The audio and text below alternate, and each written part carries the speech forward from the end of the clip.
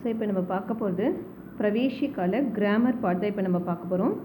இது எக்ஸாமில் வந்து உங்களுக்கு டோட்டலாக 30 மார்க்ஸ்க்கு வரும். மீன்ஸ் 2 மார்க்ஸ் வந்து 5 கேட்பாங்க. ஸோ 10 மார்க்ஸ் வரும். அண்ட் தென் 5 மார்க்ஸ் வந்து 4 அட்டன் பண்ணணும் நீங்கள். ஸோ அது டோட்டலாக பார்த்தீங்கன்னா 30 மார்க்ஸ்க்கு உங்களுக்கு எக்ஸாம்ஸ்க்கு வரும். ஸோ இந்த கிராமர்ன்றது நாட் ஒன்லி ஃபார் பிரவேசிக்கா, உங்களுக்கு விசாரத் பூர்வாதுக்குமே இந்த கிராமர் வந்து யூஸ்ஃபுல்லாக இருக்கும். ஸோ அதனால் இது நல்லா ரீட் பண்ணிக்கோங்க, meaning also. So first time என்னோடய சேனல் பார்க்குறவங்கள தான் சப்ஸ்கிரைப் பண்ணிக்கோங்க. அண்ட் தென் அந்த பெல் பட்டன் ஆல்சோ கிளிக் பண்ணிக்கோங்க. ஸோ தட் நான் ரிலேட்டடாக நெக்ஸ்ட் வீடியோஸ் அப்லோட் பண்ணும்போது உங்களுக்கு நோட்டிஃபிகேஷன் வந்துடும். ஸோ நீங்கள் ஈஸியாக ரெஃபர் பண்ணி படிச்சுக்கலாம். ஸோ அதனால் மறக்காமல் சப்ஸ்கிரைப் பண்ணிக்கோங்க. ஸோ இன்றைக்கி பார்க்க போகிற டாபிக்ஸ் வந்து என்னென்னா ஷப்த அப்படின்னா வேர்டு. ஸோ வேர்ட்னா என்ன, ஹவ் இட் ஃபார்ம்ஸ், அது எப்படி வந்து உருவாச்சு அப்படின்றத நம்ம பார்க்க போகிறோம். ஸோ உங்களுக்கு எக்ஸாமில் 2 மார்க்ஸாகவும் கேட்பாங்க அண்ட் தென் 5 மார்க்ஸ் ஆல்சோ கேட்பாங்க. ஸோ 2 மார்க்ஸ்க்கு 2 லைனில் நீங்கள் ஆன்சர் பண்ணிங்கன்னா போதும். அது மீன்ஸ் அதோட மீனிங் மட்டும் அட்டன் பண்ணால் போதும். ஸோ ஃபஸ்ட்டு கொஷின் என்ன அப்படின்னா, शब्द किसे कहते हैं, किन किन दृष्टियों से शब्दों का वर्गीकरण किया जाता है. ஸோ அதாவது வேர்டுன்னு எதை நம்ம வந்து வேர்டுன்னு சொல்கிறோம், விச் இஸ் வேர்ட், கின் கின் திருஷ்டியோங் சே எப்படிப்பட்ட எந்த கோணத்தில் இருந்தெல்லாம் நம்ம வேர்ட்ஸை வந்து எக்ஸ்பிளைன் பண்ண முடியும், இன் டிஃப்ரெண்ட் டைரக்ஷன் சொல்கிறோம் இல்லையா. ஸோ எந்தெந்த டைரக்ஷனில் எப்படியெல்லாம் எதெல்லாம் வந்து நம்ம வார்த்தைன்னு வேர்ட்ஸ்ன்னு சொல்ல முடியும், அதுக்கான எக்ஸ்ப்ளனேஷன் கேட்டிருக்காங்க. ஸோ ஃபஸ்ட்டு வந்து மீனிங், வேர்டோட மீனிங் என்ன, சார்த்தக் துவனி சமூக கோ ஹம் ஷப்த கஹத்தே ஹை.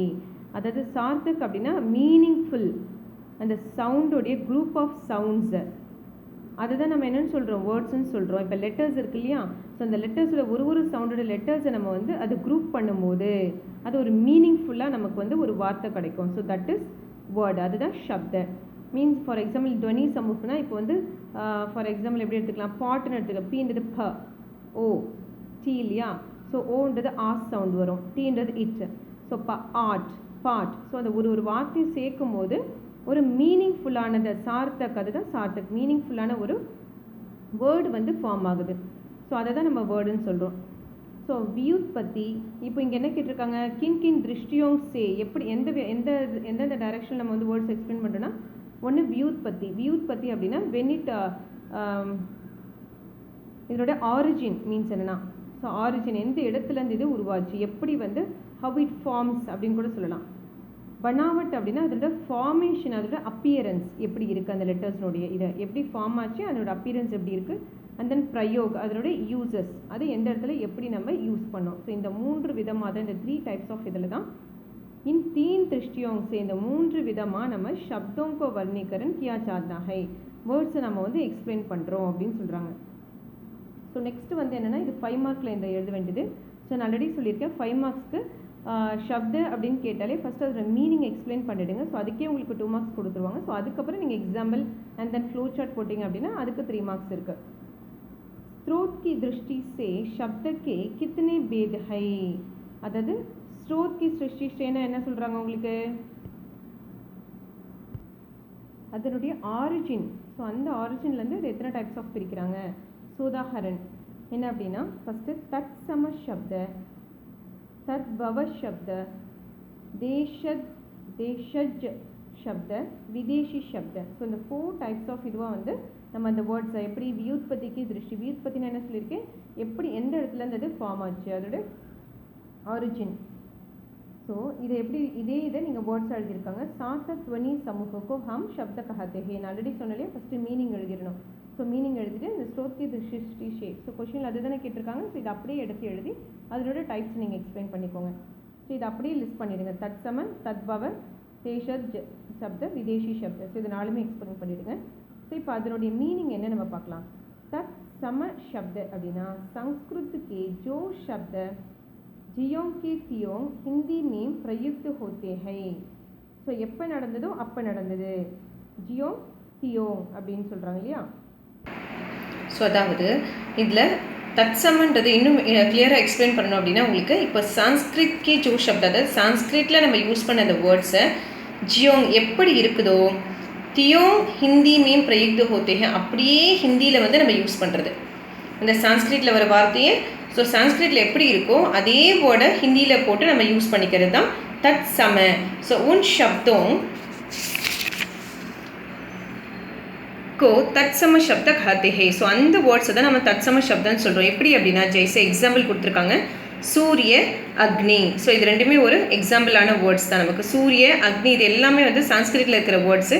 அது அப்படியே நம்ம ஹிந்திலையுமே சொல்கிறோம். தத் பவ சப்த அப்படின்றது என்னென்னா சான்ஸ்கிரிட்டில் இருக்கிற வேர்ட்ஸை ஒரு சின்ன சேஞ்சஸ் பண்ணி ஹிந்தியில் நம்ம வந்து பேசுறதுக்கு யூஸ் பண்ணிக்கிறது. அது தத் பவ. அதாவது संस्कृत के जो शब्द अर्थात संस्कृतல இருக்க ஒரு வேர்ட்ஸை थोड़े से परिवर्तन के बाद ஒரு சின்ன சேஞ்சஸ் நம்ம பண்ணி हिंदी में प्रयुक्त होते हैं. ஹிந்தியில் நம்ம யூஸ் பண்ணுறதுக்கு தான் उनको तद्भव शब्द कहते हैं. அதை தத்பவ சப்தம்னு சொல்கிறோமா. எக்ஸாம்பிள் என்ன சூரஜ் ஆக். ஸோ இங்கே என்ன பார்த்தோம் சான்ஸ்கிரிட் வேர்டு சூரியன் பார்த்தோம். அதுதான் இங்கே ஹிந்தியில் வந்து சூரஜ் அப்படின்னு சொல்கிறோம். அக்னிக்கு ஆக். ஸோ ஹிந்தியில் ஆக் அப்படியே கொஞ்சம் சேஞ்சஸ் பண்ணி இதில் சொல்கிறது. தேஷஜ் சப்து அப்படின்றது என்னென்னா ஸோ வேறு லாங்குவேஜில் இருக்கிற இப்போ வேறு ஏதாவது தமிழ் மலையாளம் ஹிந்தி அந்த மாதிரி வேறு எந்த லாங்குவேஜில் இருக்கிறதையும் அந்த வேர்ட்ஸ் அப்படியே ஹிந்தியில் வந்து பயன்படுத்துறது.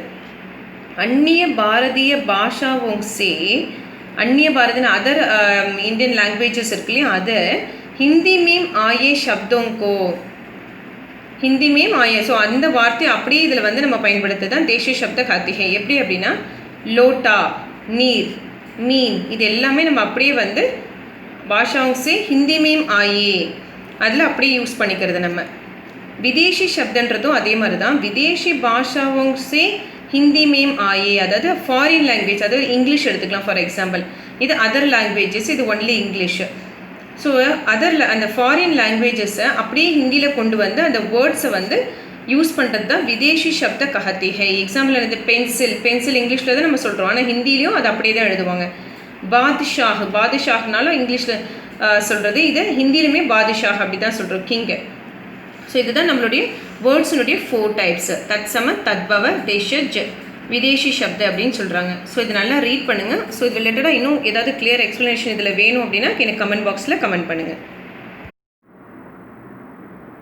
ஸோ இப்போ இதில் அதுலேயே நம்ம நெக்ஸ்ட் என்ன பார்க்க போகிறோம் அப்படின்னா व्युत्पत्ति या रचना की दृष्टि से शब्द के भेदों पर उदाहरण सहित प्रकाश डालिए. ஸோ இதில் ஃபஸ்ட்டு நம்ம என்ன பார்த்தோம் व्युत्पत्ति की दृष्टि से பார்த்தோம். இதில் व्युत्पत्ति या रचना की ஸோ அதனுடைய தோன்றல் அது எப்படி வந்து உருவாச்சு அது எப்படி நம்ம ஆரிஜின் என்ன அப்படின்றத பற்றி தானே பார்த்தோம் இல்லையா. இதில் ரச்சனா கி சிருஷ்டி சே ஃபஸ்ட்டு பார்த்தது வந்து व्युत्पत्ति இது வந்து ரச்சனா கி. ஸோ அதில் எப்படி வந்து அந்த வேர்ட்ஸ் வந்து ஃபார்ம் பண்ணியிருக்காங்க ஸோ அதனோட டைப்ஸ் என்னன்னு தான் நம்ம பார்க்க போகிறோம். அதனோட ஃபஸ்ட்டு டைப் அப்படின்னா ரூடி யௌகிக் யோக் ரூடி. இது ரொம்ப ஈஸியாக தான் இருக்கும். ஸோ இதுக்குமே வந்து ஃபஸ்ட்டு எப்போவுமே நான் என்ன சொல்லியிருக்கேன் 5 மார்க்ஸில் கேட்கும்போது शब्दன்னு சொல்லும்போது அதோட மீனிங் ஃபஸ்ட்டு எழுதிருங்க. सार्थक ध्वनि समूह को हम शब्द कहते हैं அப்படின்னு சொல்கிறாங்க. रचना की दृष्टि से शब्द की 3 भेद है 3 டைப்ஸ் இருக்குது. ஒன்று ரூட் சப்த ஆல்ரெடி நம்ம இந்த ஃப்ளோ சார்ட்டில் பார்த்தது தான். ரூட் சப்த யௌகிக் சப்த யோக் ரூட் சப்தன் 3 வந்திருக்கு இல்லையா நமக்கு. ஸோ இதில் இந்த ரூட் சப்த அப்படின்னா என்ன அப்படின்னா ஸ்ட்ராங்கான வேர்ட்ஸ் அதாவது ரொம்ப ஹார்ட் வேர்ட் அப்படின்னு சொல்லுவோம் இல்லையா அதுதான்.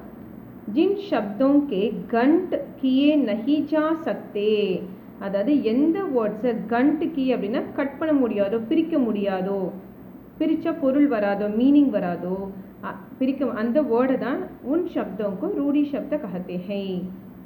திருப்பியும் சொல்கிறேன் எந்த வேர்ட்ஸை நம்ம கட் பண்ணால் மீனிங் வராதோ அதுதான் நமக்கு ரூட் சப்த. எக்ஸாம்பிள் பார்த்தாலே உங்களுக்கு புரியும்.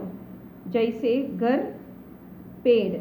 ஸோ கர் எப்படி நீங்கள் பிரிப்பீங்க கா தனியாக ரா தனியாக பிரித்தா மீனிங் ஏதாவது இருக்கா இல்லை இல்லையா. ஸோ அந்த 2 வேர்டு ஃபார்ம் பண்ணும்போது நமக்கு அதோட ஆக்சுவல் மீனிங் வந்து வருது. ஸோ அதேமாதிரி பேட் பாருங்கள் பே தனியாக இட்டு தனியாக பிரித்தா மீனிங் வராது. ஸோ இதை பிரிக்க முடியாதோ அந்த வேர்டு தான் ரூட் சப்த. यौगिक शब्द அப்படின்னா என்னன்னா ये शब्द 2 या 2 से अधिक शब्दों के योग से बनते हैं. அதாவது எந்த வேர்ட்ஸு 2 या 2 से अधिक शब्दों ஒன்று அப்படி இல்லைன்னா ஒன்றுக்கு மேற்பட்ட வேர்ட்ஸோடு சேர்ந்து அது ஃபார்ம் ஆகுதோ யோகசி அப்படின்னா அந்த வேர்ட்ஸோடு சேர்ந்து ஃபார்ம் ஆகுதோ அதுதான் யௌகிக் சப்த. அதுதான் दो 2 அப்படி இல்லைன்னா 2க்கும் மேற்பட்ட வேர்ட்ஸ் சேர்ந்து. ஸோ கண்ட் शब्दों का जो अर्थ होता है எப்படி அந்த கண்ட் சப்தம்னா என்னது அந்த பிரிக்க முடியாத அந்த வார்த்தைக்கான மீனிங் எப்படி வருதோ அதே மாதிரி இதுவும் ஒரே வார்த்தையாக தான் இருக்குமா. யௌகிக் சப்தக்கா அர்த்த பி வஹி ஹோத்தா ஹை, இதுக்கான மீனிங்கும் அதே தான். இதையும் வந்து நம்ம புஸ்தகாலை அப்படி பிரித்தா மீனிங் வராது. ஆனால் வேர்ட்ஸ் வந்து நிறைய வேர்ட்ஸ் இருக்கும். புஸ்தகாலை, லைப்ரரி அப்படின்னு சொல்கிறது. இதில் ஒன்லி 2 வேர்ட்ஸ் தான், இது பிரிக்க முடியாது, ரெண்டே வார்த்தை. பட் இது வந்து புஸ்தகாலை தோ இல்லைன்னா தோசை அதிக் சப்தோங் அப்படின்னு சொல்கிறது அதுதான். அதில் ஒன்லி 2 வேர்ட்ஸ் தான் இருக்கும். நெக்ஸ்ட்டு யோக ரூட் சப்தன்றது என்ன, ரெண்டுத்தோட மிக்சிங். ஏ சப்த பி, இந்த வார்த்தையும் दो या दो से अधिक शब्दों के योग से बनते हैं. ஸோ யோக ரூட்டம் எப்படி யௌகிக் சப்தம் மாதிரி தான், அதே ரெண்டு அப்படி இல்லைன்னா ரெண்டுக்கு மேற்பட்ட வேர்ட்ஸ் ஜாயின் பண்ணி ஃபார்ம் ஆகிறது. ஆனால் இதில் ஒரு சின்ன டிஃப்ரென்ஸ் என்னன்னு பார்த்தோம் அப்படின்னா, லேக்கின் இன்கா அர்த்து, இதனோட மீனிங் எப்படி இருக்குன்னு பார்த்தோன்னா தூசரா ஹோத்தா ஹை. அதாவது நம்ம சொல்கிற வேர்ட்ஸ் ஒன்றா இருக்கும், பட் அர்த்தம் வந்து வேறையாக இருக்கும். பட் இதிலலாம் புஸ்தகாலை அப்படின்னாலே லைப்ரரி எப்படி இங்கிலீஷில் சொன்னால் லைப்ரரி நமக்கு மீனிங் புரியுது. ஆனால் இந்த இதில் யோக் ரூட்ன்றது பங்கஜ் அப்படின்னு சொல்கிறோம் இல்லையா, பங்கஜ் அப்படின்னு சொல்கிறோம். அந்த வார்த்தைக்கு வந்து மீனிங்கு, அதோட அர்த்தம் வந்து நமக்கு வேறு தான் வரும். என்ன அப்படின்னா அதோட அர்த்தம் வந்து தாமரை, அதாவது லோட்டஸ். பேர் வந்து பங்கஜ், ஆனால் அதோட இன்னர் மீனிங் என்ன அப்படின்னு பார்த்தோன்னா நமக்கு லோட்டஸ் அப்படின்ற மாதிரி தான் நமக்கு அதில் மீனிங் வருது. அதாவது கமல், யூஸ்வலாக வந்து கமல், ஹிந்தியில் வந்து கமல் அப்படின்னு சொன்னால் தான் நமக்கு லோட்டஸ்ன்னு புரியும். ஆனால் அது எந்த வார்த்தையில் சொல்லியிருக்காங்க, டிஃப்ரெண்ட்டான வார்த்தையில் சொல்லி அர்த்தம் வந்து அதே அர்த்தத்தை கொடுத்துருக்காங்க. அதுதான் பங்கஜ் அப்படின்னா தாமரை அப்படின்னு சொல்கிறது. ஸோ அது மாதிரி வேறு அர்த்தம் வர உடையது தான் நமக்கு யோக் ரூட் சப்தன்னு சொல்லுவாங்க. ஸோ இதுதான் இதோடைய 3 டைப்ஸ் நமக்கு எக்ஸாமில் கேட்கக்கூடியது.